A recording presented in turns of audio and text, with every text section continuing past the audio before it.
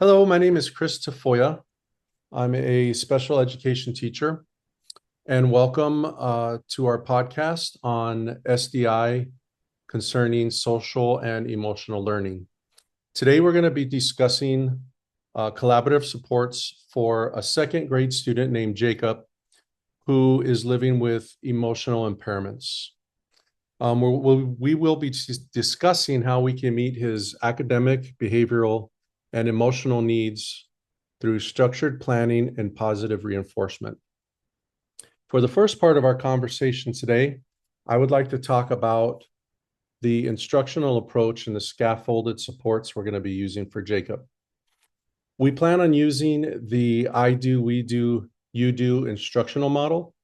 And within that model, what the separate parts mean is in the I do section, what we do is a teacher will model a task and verbalize strategies with the student. For example, we might be working together and thinking out loud the process that the teacher uses to help support Jacob going forward. For example, I might say, "Okay, Jacob, I'm going to read this out loud and circle the important numbers, and that helps me know what to do next." And that models effective strategies for Jacob to complete his own work. And in the next section, which is called the we do, that's where the student and the teacher, so Jacob and I would be completing a task together. And what this does is it prompts Jacob to use visual cues and sentence starters. Well, I will provide the visual cues and sentence starters for Jacob to prompt his own independent work. And then for the final section, it's the you do section, in which the student tries the task independently, keeping in mind that the support will fade eventually. So gradual fading of the supports, what that does for Jacob is it promotes his independence on working on assignments on his own. So by scaffolding, what we will do is scaffold his learning cues using tools like a visual schedule, emotional check-ins, break cards, and step-by-step guides. And these things will be reduced gradually as Jacob gains his confidence and his self-regulation. And the great thing about all this is it's a direct link to his goals. The approach aligns with Jacob's IEP goals of identifying feelings, using coping strategies, and task completion goal of 80% independence. Hi, I'm Alec Finch. I am a behavioral specialist. Today I'm going to go over the behavioral and emotional support strategies for Jacob. So what we know about Jacob is that he starts displaying behaviors when he perceives tasks as difficult. The behaviors he exhibits is like eloping from the classroom, becoming physically aggressive, which looks like hitting or scratching, and then yelling and screaming as well. He does have a tendency to withdraw from the educational setting, so we are going under the impression that he is doing these behaviors under the function of escape. So for some classroom adaptations, Jacob is, we are suggesting that Jacob does, or we use like a combing corner for Jacob, which might look like a small area of the classroom in the corner, or like with some bookshelves, with some preferred items, like including fidgets or anything that Jacob can utilize to regulate his emotions when he is feeling overwhelmed or is feeling that a task is getting too difficult for him. We're also going to give him a break card to utilize when he is feeling overwhelmed, so he can show the break card to an adult in the room and he can have a break from that activity. Something that we do have to keep in mind is we don't want him to keep avoiding work. So he is going to still have to be expected to perform that work. We're also going to give him a visual schedule to help build his routine in the classroom. That will have to be developed with the classroom teacher with the daily routine in the classroom, including pictures for each subject area or transition. We also might want to do some sensory supports with like a fidget or something like that to help calm him down while he is um, before he is going to exhibit those eloping behaviors. Throughout the school day, I'm going to suggest that we do additional reminders before transitions. So typically, you might want to do like a 5-minute warning for the transition. Jacob might need a 10-minute warning, a 7-minute warning, a 5-minute warning, a 3-minute warning. So having those additional um, check-ins before the transition is happening so that he is fully aware. Um, while he is doing his independent work, like in that you do section, checking in with him very frequently to make sure that he is not getting frustrated. And really to prevent that frustration, you might see that he is getting frustrated and suggest that he uses his break card and stuff like that. But really checking in with before that frustration happens is going to be key. We are also going to have to provide direct praise when he is utilizing those break cards or the calming corner or the visual schedule or anything um, that is going to help him regulate his emotions. I'd suggest also chunking the assignments down into smaller chunks just to not overwhelm him as much. That might be a reason why he is getting frustrated, as well as breaking the assignment directions down into smaller components. Lastly, we want to make sure that every single teacher has a plan or a consistent plan with him and outlining that out with his behavior sheet or any phrases and strategies and stuff like that. I'm Madison McLean. I am also a special education teacher, and I'm going to talk about assessments, progress monitoring, and parent communication. So first, let's look at Jacob's goals.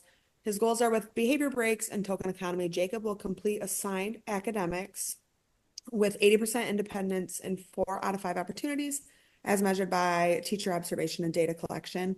And the other one is that Jacob will demonstrate the ability to identify his feelings and 2 coping skills to utilize when frustrated during schoolwork sessions and 4 out of 5 trials as measured by documentation and observation and teacher feedback. First, let's talk about some formative assessment strategy that we'll do. So daily, we are suggesting that he will do engine checks with our check-in, check-out program.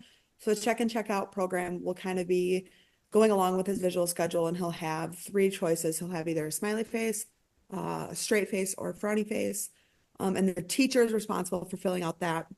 And at the end of the day, after he completes, if he meets his goal, then he gets a prize or a piece of candy.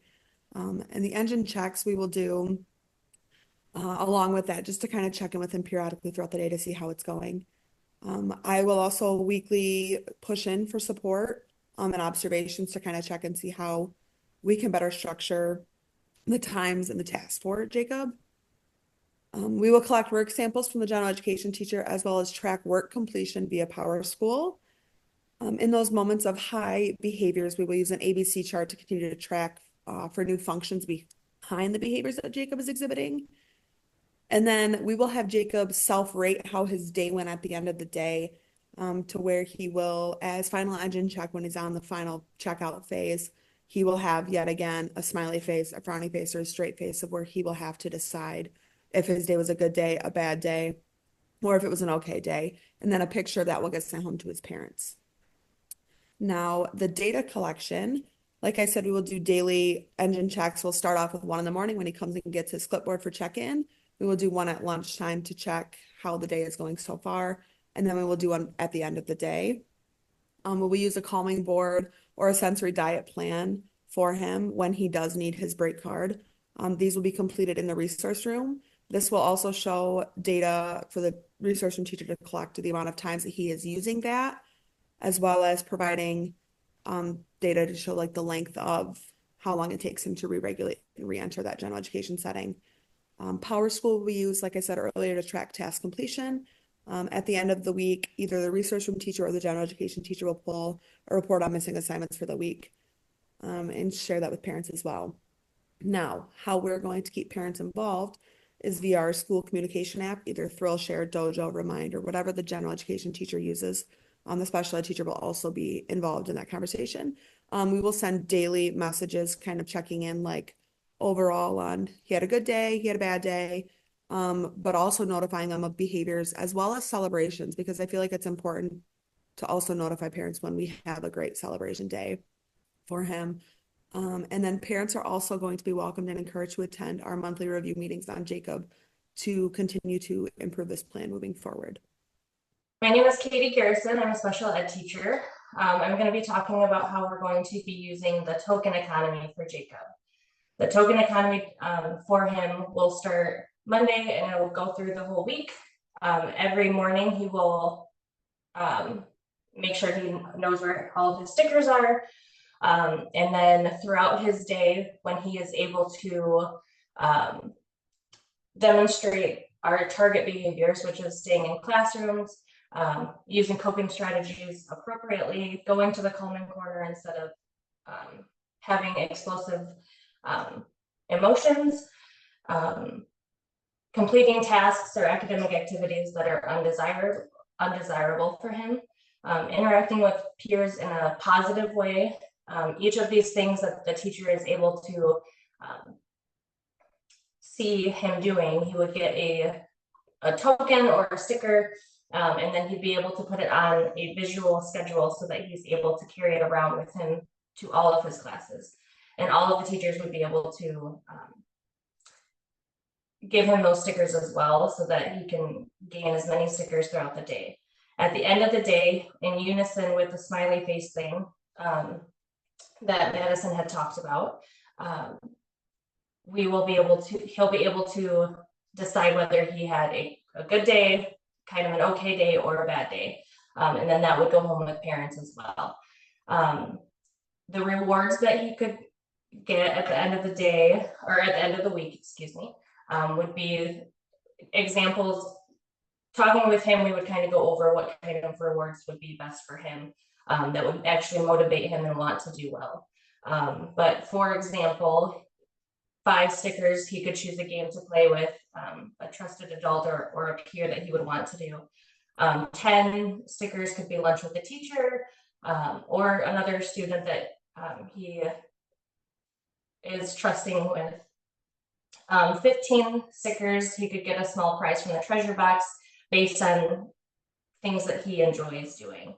And then 20 stickers could be an extra 10 minutes of screen time at home if with parents' agreement on that. And then ways to phase these out. Once the team has come together and decided that, you know, like he's really doing well every single day, maybe we need to up the number of stickers for these rewards, delay between behavior and reward, and then or add complexity to the tasks that he's doing. Maybe if he was only doing half a worksheet as an accommodation, maybe now doing the entire worksheet, and then giving him the sticker for completing the full worksheet. And then at the end of the day, he would be able to take that smiley face, straight face, or frowny face home with him so that his parents, and that's a way for us to communicate with his parents of how his day was going. And then based on that, we can use that as progress monitoring for how all of this is going as well. Well, that's all some very valuable information. And in closing, I would just like to thank Alec, Madison, and Katie for joining me to discuss Jacob's plan for success. And I just wanted to reiterate that with coordinated instruction, behavioral supports, progress tracking, and not most importantly, but very important, consistent communication, this type of environment can help Jacob to thrive academically and emotionally, which is part of his IEP goal. Thank you for listening to our podcast on supporting students with emotional impairments using effective, compassionate SDI practices. Goodbye.